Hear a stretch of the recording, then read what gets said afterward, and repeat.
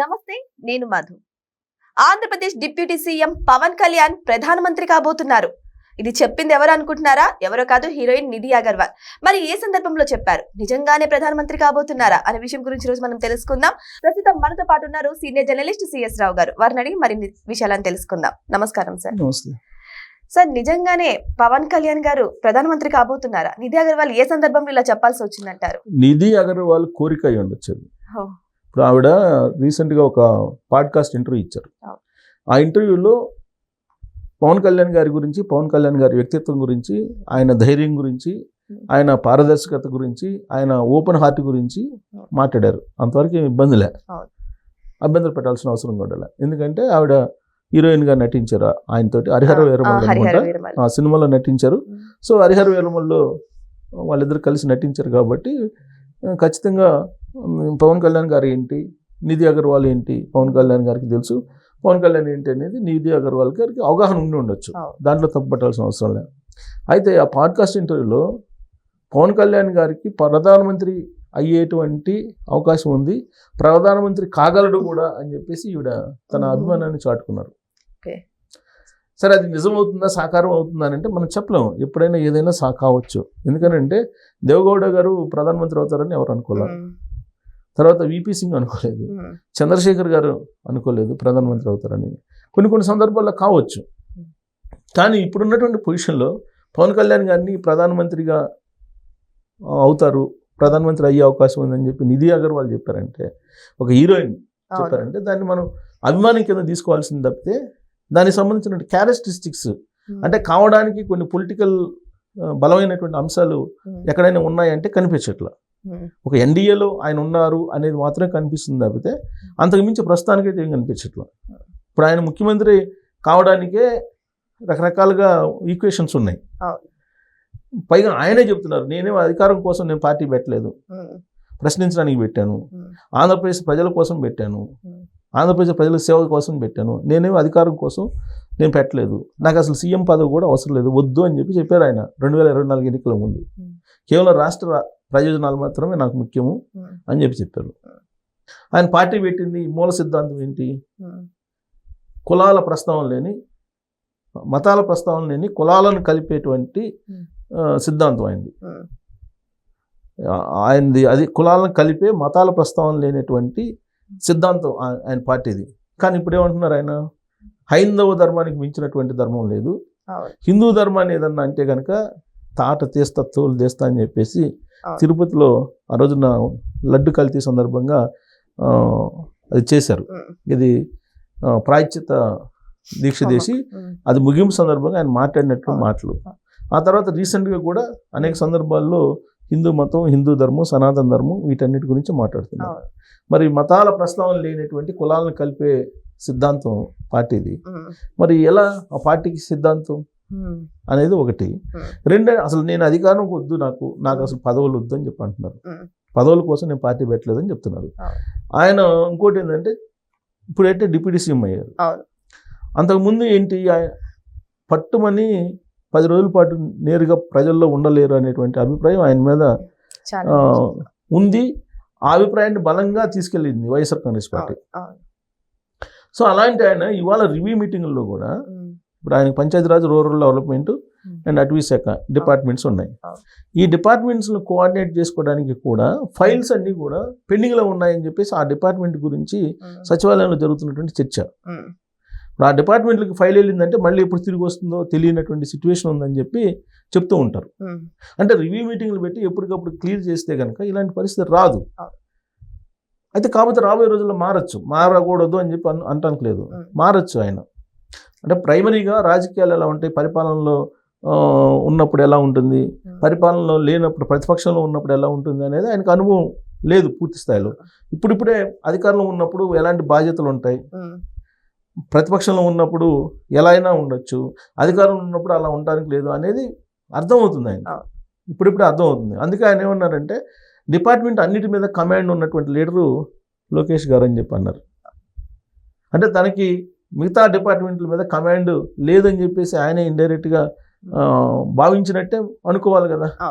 అన్ని డిపార్ట్మెంట్ల మీద కమాండ్ ఉన్నటువంటి లీడరు లోకేష్ గారు అని చెప్పేసి ఆయనే కామెంట్ చేశారు రీసెంట్గా. అంటే ఆయన మీద ఆయనకి పరిపాలన మీద పట్టు సాధించగలమా లేదా అనేటువంటి ఒక సందేహంలో వస్తున్నటువంటి మాటల కింద భావించాలి వాటిని మనం. సరే విమర్శించే వాళ్ళు విమర్శించవచ్చు కానీ బట్ ఆయన చెప్పిన మాటలను బట్టి మనం అదే అనుకోవాలి, మన విశ్లేషణ అదే చేసుకోవాలి. సరే ఆయనకి ముఖ్యమంత్రి అయ్యేటువంటి అర్హత లేదంటే ఉంది, ఎందుకంటే స్పందించేటువంటి గుణం ఉంది. ఆయన ఏదన్నా నిర్ణయం తీసుకోవాలనుకుంటే టక్కన తీసేసుకుంటారు. ఆ మధ్యకాలంలో కాకినాడ పోర్టుకి వెళ్ళి సీజ్ ద షిప్ అన్నారు. సో దాంతో పౌర సరఫరాల శాఖలో అప్పటి వరకు జరుగుతున్నటువంటి బియ్యం స్మగ్లింగ్ అనేది కొంత ప్రజల్లోకి వెళ్ళింది. అది ఆగినా ఆకపోయినా ఆగలేదు, అది అందరికీ తెలుసు ఆగలేదు, కానీ ప్రజల్లోకి వెళ్ళింది. ఓ ఇంత పెద్ద ఎత్తున స్మగ్లింగ్ జరుగుతుందా అనేది వెళ్ళింది. ఆ తర్వాత మీకు అటవీ భూమిని ఆక్రమించుకున్నటువంటి పెద్దిరెడ్డి రామచంద్రారెడ్డి గారి కుటుంబం, వాళ్ళ కుటుంబాన్ని కూడా బయటికి లాగగలిగారు.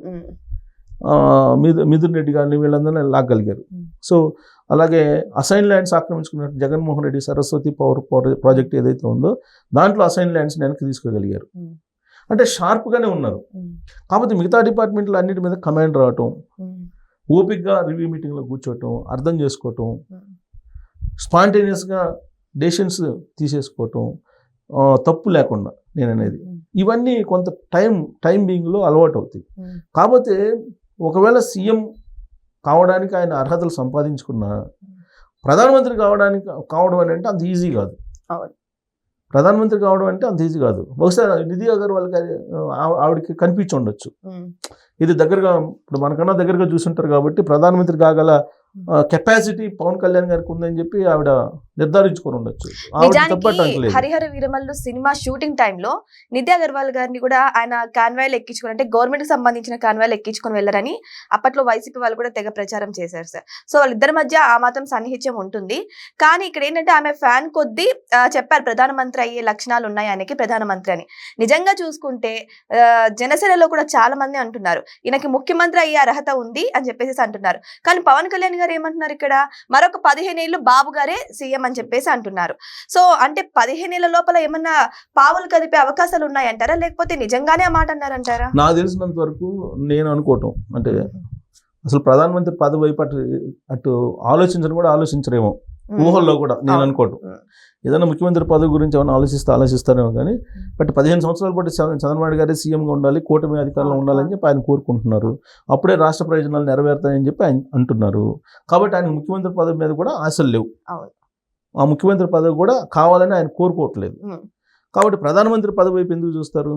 ఒకవేళ నిధి అగర్వాల్ ఆవిడ హరిహర వీరమల్లులో నటించిన తర్వాత ఆయన దగ్గర నుంచి చూసిన తర్వాత ఆ క్వాలిటీస్ ఆవిడకి కనిపించి ఉండొచ్చు, కానీ పబ్లిక్కి కనిపించాలి కదా. అది అట్ ద సేమ్ టైం రాజకీయపరమైనటువంటి అంశాలు కలిసి రావాలి కదా. ప్రధానమంత్రి కావాలంటే అంత ఈజీగా అయ్యేటువంటి పరిస్థితి ఉండదు కదా. కాబట్టి ఆవిడ కోరిక అయి ఉండొచ్చు. అది ఆవిడ ప్రధానమంత్రిగా పవన్ కళ్యాణ్ గారిని చూడాలని చెప్పి ఆవిడ కోరుకుంటూ ఉండొచ్చు. ఆ విధంగా పాడ్కాస్ట్ ఇంటర్వ్యూలో ఆవిడ చెప్పి ఉండొచ్చు. కానీ పవన్ కళ్యాణ్ గారు బహుశా నరేంద్ర మోడీ గారు 2047 విజన్ ఉంది, ఆ విజన్ తీసుకు నరేంద్ర మోడీ గారు వెళ్తున్నారు. బలమైనటువంటి లీడరు నరేంద్ర మోడీ గారి ఆధ్వర్యంలో పనిచేయడానికి మేము సిద్ధంగా ఉన్నాం, చంద్రబాబు గారి నాయకత్వంలో పనిచేయడానికి మేము సిద్ధంగా ఉన్నాం అని చెప్పి పదే చెప్తూ ఉన్నారు పవన్ కళ్యాణ్ గారు. సో కాబట్టి ఆ ప్రధానమంత్రి పవన్ కళ్యాణ్ గారు అనేది కొత్తగా ఈవిడ రాజకీయాల్లో ఒక చర్చకి తీసుకొచ్చారు. బహుశా ఆయన కాన్వాయ్లో వెహికల్ని ఈవిడికి ఇవ్వడం ఒక వివాదం అయింది. అప్పుడు కూడా సరే యాక్చువల్గా ఆ రోజు జరిగింది ఏంది, so government vehicle, convoy vehicle కాదు గవర్నమెంట్ వెహికల్, ఆ గవర్నమెంట్ వెహికల్ని ఈవిడ తీసుకెళ్లారు. సరే దాని మీద వాళ్ళు ఏదో వివరణ ఇవ్వటం జరిగింది. అది గవర్నమెంట్ వెహికల్ కాదు, అంతకుముందు గవర్నమెంట్ హ్యాండ్ ఓవర్లో ఉండేది, తర్వాత వాళ్ళు కాంట్రాక్ట్ అయిపోయింది కాబట్టి అది ప్రైవేట్ వెహికల్ కింద వస్తుందని చెప్పి ఏదో వివరణ ఇచ్చారు అప్పుడు. కానీ అది ప్రభుత్వ వెహికల్ అని చెప్పేసి న్యూస్లో వచ్చినటువంటిది. అంటే వాళ్ళిద్దరి మధ్య కొంత సాన్నిహిత్యం, పరిచయం, హీరోయిన్ పరిచయాలు ఉండొచ్చు. నిజంగా కూడా అభిమానించి ఉండొచ్చు. జనరల్గా చాలామంది ఏం చెప్తారంటే పవన్ కళ్యాణ్ గారిని దగ్గరగా చూసినటువంటి వాళ్ళు బాగా అట్రాక్ట్ అవుతారు, ఆయన హార్ట్ఫుల్గా ఉంటారు. సో కాబట్టి జనరల్గా అట్రాక్ట్ అవుతారు. అందుకే చాలామంది ఫ్యాన్స్ కూడా ఆయన్ని ఒక దేవుడిగా చూస్తారు. సో మా దేవుడితో నటిస్తున్నావు నువ్వు అని చెప్పి చెప్పారట ఈవిడికి. అది కూడా చెప్పారు ఆవిడ, మా దేవుడితో నటిస్తున్నావు అని చెప్పి వాళ్ళ ఫ్యాన్స్ వచ్చి చెప్పారంట, నీ అదృష్టం మీ లైఫ్లో మా దేవుడితోటి మీరు నటిస్తున్నారు అని చెప్పి. బహుశా మన దేవుడు అని చెప్పి వాళ్ళ ఫ్యాన్స్ వచ్చి చెప్పిన క్రమంలో అక్కడ ఆ దేవుడిగా ఈవిడ కూడా దేవుడిగా భావించి ఉండొచ్చు పవన్ కళ్యాణ్ గారిని. సో కాబట్టి ఆయన ప్రధానమంత్రిగా కావాలి, ప్రధానమంత్రి అవుతారని చెప్పి ఆవిడ అలా బహుశా భావించి ఉండొచ్చు. ఆ వ్యక్తిగతంగా ఆవిడ భావించట్లో మనం తప్పట్లేం, కానీ బట్ రాజకీయంగా అలాంటి పరిస్థితులు అయితే కనిపించట్లేదు. సో ఏదేమైనా సరే నిధి అగర్వాల్ చేసినటువంటి ఈ యొక్క వ్యాఖ్యలు అయితే ఇప్పుడు దుమారం రేపుతున్నాయి. దీని గురించి కూడా అటు జన సైనికులు, ఇటు ప్రజలు కూడా, ఫ్యాన్స్ కూడా ఆలోచిస్తున్నారు. కానీ పరిస్థితులు మాత్రం అలా లేనట్టయితే తెలుస్తున్నాయి. మరి వెయిట్ చేసి చూద్దాం భవిష్యత్తులో ఎప్పుడు ఏం జరుగుతుందో ఎవరు చెప్పలేం కదా. Thank you so much. Thank you.